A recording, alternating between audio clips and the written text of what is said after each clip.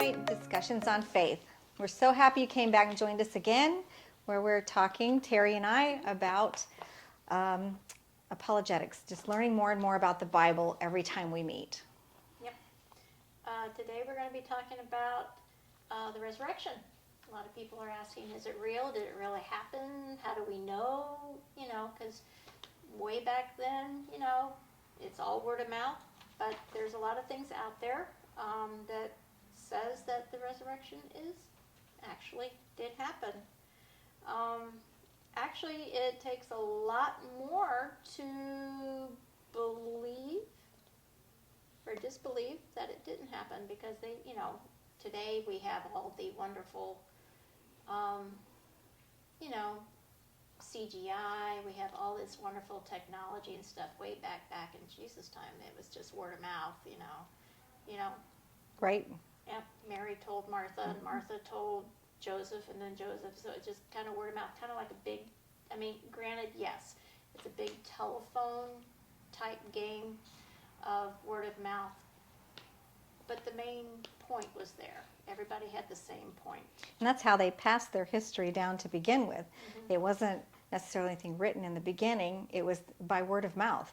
Family members would just pass down in stories, even genealogy, everything was passed down. So we have just so many details in Matthew, Mark, Luke, and John, all four of the Gospels, that have recorded the events in Jerusalem, and these just kind of dare the reader to disprove something that's so audacious. But there are so many facts in there that just prove over and over again that the resurrection, the death and resurrection is real. These facts are actually proven in secular historical writings as well.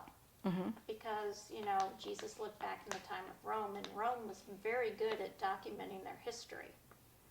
So who's to say, since Rome was very good at documenting their history, then some of that also came down the temple, the scribes mm-hmm. and the Pharisees.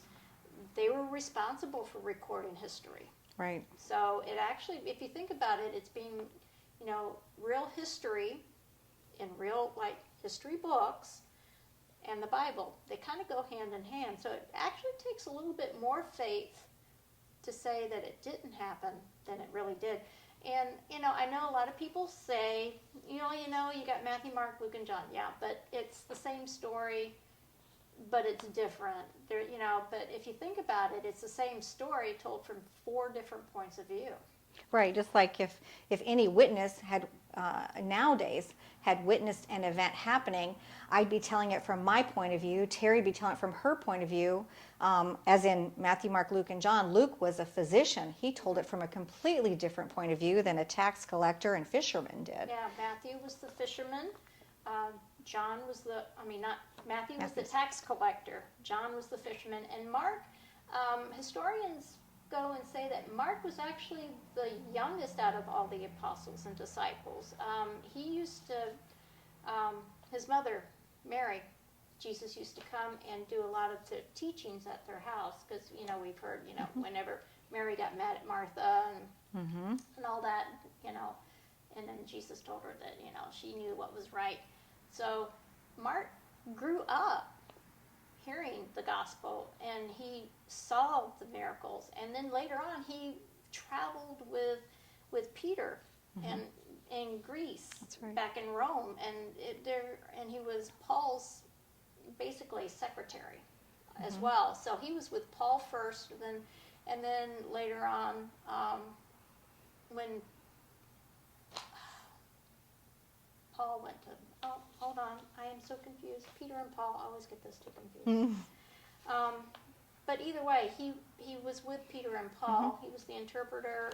So he saw it from an assistant's point of view, is what I'm trying to get at. Right. So each one of them was from a completely different point of view, just like, in courts today, when witnesses put their stories together, they're looking at it from all these different points of view. And we want to look at it considering 4 top arguments that the world has put out against believing in the resurrection.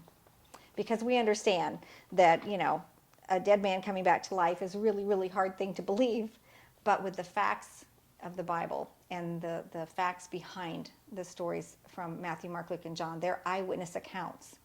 and the eyewitness accounts that Luke collected.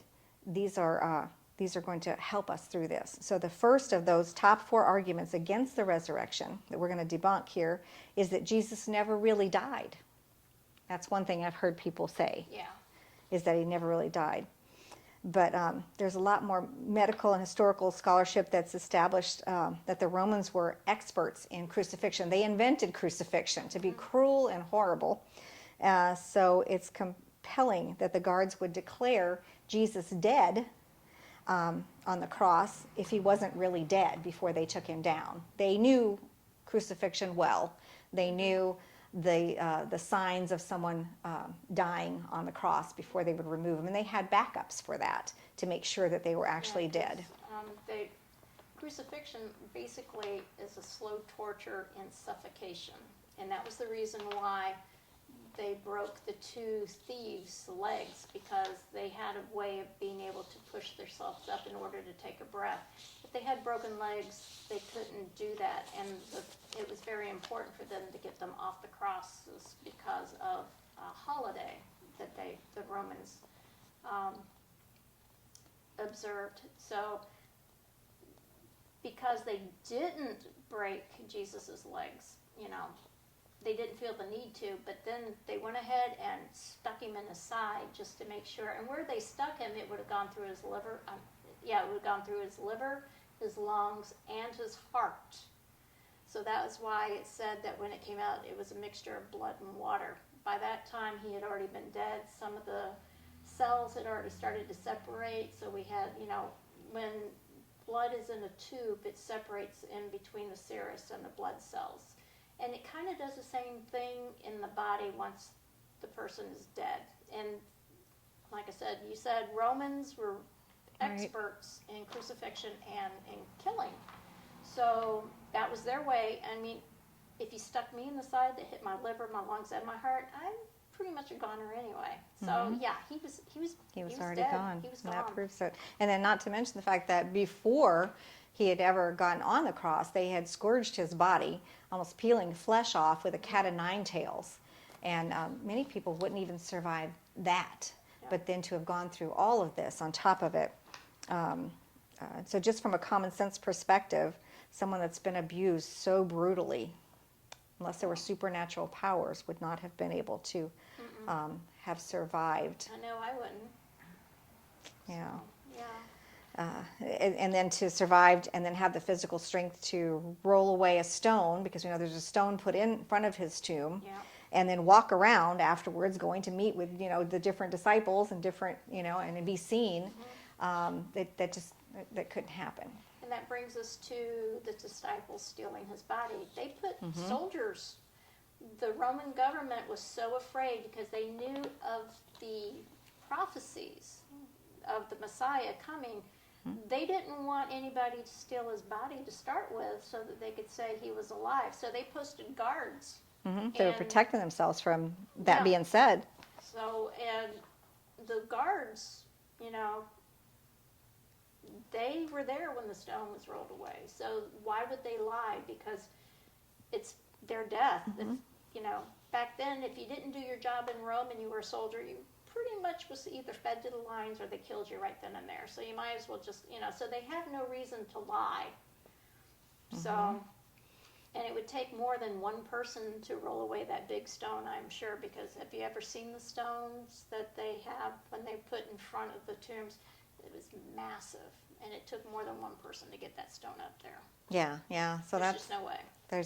There's no way, and they wouldn't have told that, said that, knowing that they would have been killed for that. So that's number 2. And number 3 reasons here is the gospel writers made a mistake. That's one accusation that's often said by people that don't understand the gospels. But the 4 gospels, Matthew, Mark, Luke, and John, sometimes, like we said earlier, offer this different perspective on events that they record. But that's a long way from recording a whole string of mistakes. Yeah. It's just saying that I saw things one way, and Terry saw things another way. Yeah. And then, like I said, a tax collector would see things one way. Fisherman another way. Yeah, and then Luke, when he's gathering his evidence, to put Luke together in the Bible. He's finding he wanted facts. Because he was a physician back then. And some of the people were still alive that witnessed the crucifixion when he was gathering his, and that's a historical fact, that these people were still alive that witnessed the crucifixion. So he was actually talking to people that had been there. And not only did he go once, he went back again to just go through it. He saw many people that were still alive, actually, because it was like 36 AD was when he was gathering up his information, and Jesus, I guess, was 33 AD when he was crucified, was approximately what they think. And so he was able to meet with even some of the disciples and talk to them and correlate their stories again, like he was a fact-finding person, getting the evidence together. He wanted all the facts, like any scientist of that day or any day would want to do, and put all those together. And Matthew was a tax collector, kind of an accountant. And if you've ever known a tax collector or an accountant, they're very meticulous in getting their facts and their figures straight. And Matthew was more talking to the Jewish community, letting them know how to recognize the Messiah. So his book is more focused on the prophecy part, because he was trying to, get this through to the Jews that this is the Messiah. All these prophecies he died the way he said he was going to die. They said they were going to poke him in the side. They said he was going to lay him in a borrowed tomb, and then on the third day he'd rise. So, and then Mark, being everybody's secretary, basically, just kind of, whenever you're on the sidelines, you just kind of take it all in. So he has all sorts of interesting little tidbits that are not mentioned in the other three books. Yeah, I'll see that from that different perspective. So it kind of fills in some of the gaps. Mark fills in some of the gaps that Matthew, Luke, and John kind of have, because he sees the little tiny parts that that might get overlooked. And then when they're writing these too, and even when they're going through this, for them to the disciples who haven't really shown a whole lot of bravery up to this point, Peter, two teenage girls accuse him of knowing Jesus, and he denies him 3 times while he's being crucified. So these weren't necessarily on their own, brave men about this. And so to think that these men would go up against the guards and go up against everyone and then say this is what happened, we didn't see a real change in their bravery and their ability to stand up in that way until after the resurrection, when they saw that Jesus had rose from the dead, and they were able to see him and see the holes in his hands and his feet, and then they knew, and that knowledge made them brave enough to go on and share the gospel with others in that way. So and then they say the Bible, the last one that we want to talk about real quick, is that the Bible is just writings telling a legend. This is not Bigfoot. This one bothers me actually most of all, because that would be saying that none of the stories in the Bible are real, that they're just stories, they're things. But these were real people, real live people that are recorded in history in different places too, in different times of history, that are legit and are proven, and they've passed this down, and all these things are proving that these writings date to within 20 to 50 years of Jesus' death, and that some of them are 500 eyewitnesses at times were still alive when these things were written. And if I had viewed some big event and then all of a sudden somebody wrote about it, but they wrote something that wasn't true, and I was still alive, I'd be going and saying, hey, this is not right, this is not true. But that didn't happen, and at least over 500 people who had seen him firsthand, they accepted these stories, these writings, as truth, because they were writing the facts. They didn't go outside of that. What about Paul? Paul was murdering all the Christians because he wasn't there at the, he met Jesus after the crucifixion. Because he was out there to get everybody. He was a one-man Christian murder machine. He would have you done and over with. And then what all of a sudden would make him have a complete change of heart? Only seeing Jesus. Only, Resurrected it's Jesus. I mean, being blinded on the road and then having to do specific things in order to get that healing, that's enough to make you think. And a lot of these prophecies and everything that everybody are calling legends are actually part of archaeological findings. Right. I mean, granted, yes, everybody says, well, if it's true, we'd find the Ark of the Covenant, and we'd find this and that. We have to do things on God's timing. And right now, God lets us find things that, when we need them in order to solidify our faith. When the time comes for us to find the Ark of the Covenant, I'm sure we're going to find that Ark of the Covenant. But right now, faith is the little things that helps that little seed of faith grow, because in the Bible it says have faith of a mustard seed, you can move a mountain. Yeah. So sometimes you just need that little faith. And if these are legends, then we wouldn't find them in archaeology. I mean, it's not like it's Aesop's fable where we have a moral after this. And the historical documents too, have that historical the documents scrolls that and all prove- we had seen Yeah. when we our first episode of this. So Yeah. yeah. So our hope is just to kind of debunk some of those smoke screens that the world's put up to kind of camouflage the fact that this is Jesus Christ. He has risen from the dead, and he is here to be your personal Savior. And obviously the disciples had been with him this whole time. They stayed with him because they saw the miracles and all that he had performed and heard the beauty in his teachings and understood some of that, but not all of it, until after Jesus had been crucified and resurrected.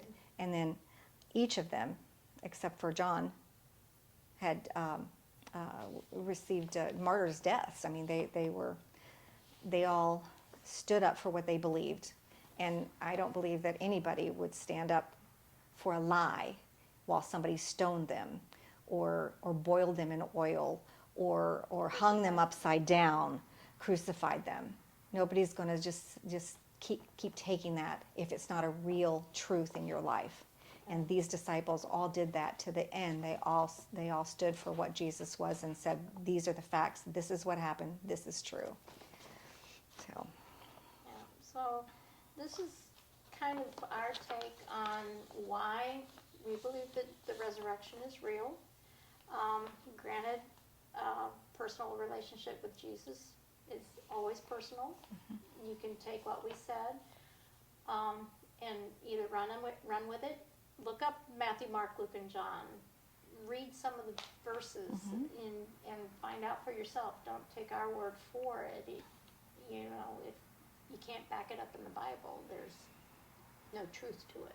Right, and if you haven't read the Bible, the book of John is a great place to start to find out about Jesus' love, and it'll take you right into the resurrection of the crucifixion and resurrection, so you can feel the love that Christ had for everyone and still has for us today. Jesus does love you, and we hope that you get close to him, study him, and find for yourself how it really is. Yeah, especially in this time of the pandemic and everything, we need Right. all the faith and hope and love that God has to offer in order to get through this. I can't imagine it otherwise. Well, join us next week. We talk about more discussions from the Bible, discussions in faith.